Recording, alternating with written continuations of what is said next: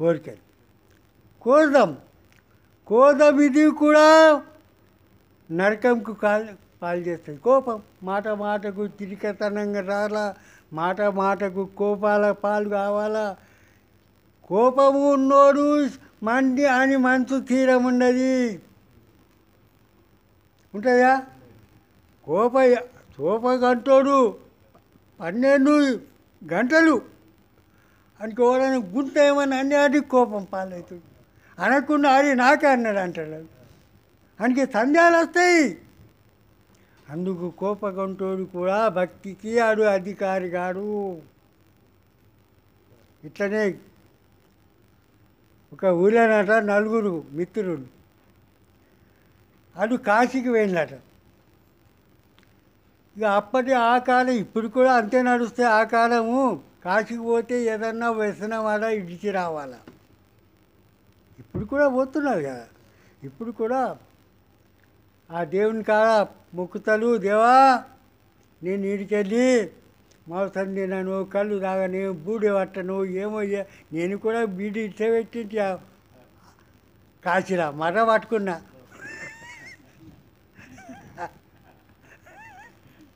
మరి ఉన్నది అంటున్నాను నేను. మరి అయితే ఒక్కోళ్ళుగా 4 మన బేలాసుంటి వీళ్ళకి 4 వేలు కాశీకి.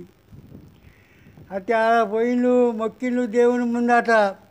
దేవాన్ని బట్టా ఈడికెళ్ళి నేను కళ్ళు దాగా మీకు అర్పణం చేస్తున్నా, ఈడికెళ్ళి కళ్ళు నేను ముట్ట. ఒక్కోడు. రెండో వాడే ముఖ్య, దేవాన్ని బట్టే ఈడికెళ్ళి నేను మాంసం తినా, మాంసం మీకు అర్పణం చేస్తున్నా, ఈడికెళ్ళి నేను మాంసం తినా. రెండోవాడు. మూడోవాడు ఏం చేసిండు, నేను బీడీలు తంబాకు బాగా ఊతుండాడు. పొద్దున్నాక 4 బిన్నెలు తాగకపో. అరే ఇది ఏమనంటే ఆడ ఉన్నా కానీ అరే ఆ దరుగు అంటారని బట్టే. మరి నేను బీడీలు తంబాకు ఇట్లా పెట్టిన. 4వ వాడు ఉండే, ఆడు మాట మాటకు చిరికతనం ఉండే, కోపాల పాలవుతుండాడు.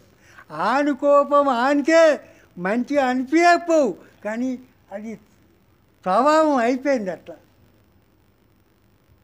ఆని దానికే మంచిగా అనిపించకపోవు, అది కోపం ఉన్నది మంచిది కాదురన్న చెడ్డ చేస్తున్నదని ఆయనకి అనిపిస్తుడు, కానీ అది అలవాటు అయిపోయింది. అప్పుడు దేవాన్ని బట్టి ఏమన్నా కానీ అనబట్ట వీడికెళ్ళి నిన్ను కోపం పాలు గాను. కోపము అర్పణ చేసిన. వచ్చింది ఊళ్ళో. ఇక ఊళ్ళో వచ్చినాక ఆడకొట్టలు అడుగుతారు.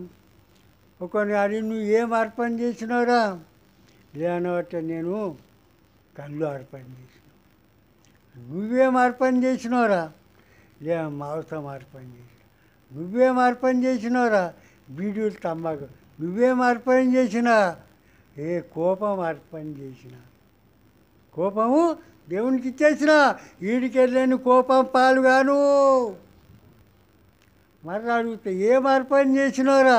కోపము. ఏం అర్పణ చేసినోరా? కోపము. ఏం అర్పణ లంజ కొడుక కోపం అర్థం చేసినటువంటి ఇంటాక లేక కోపం పాలైంది. అచ్చా మరి అయినా నిజమైన అర్పణం కాలే.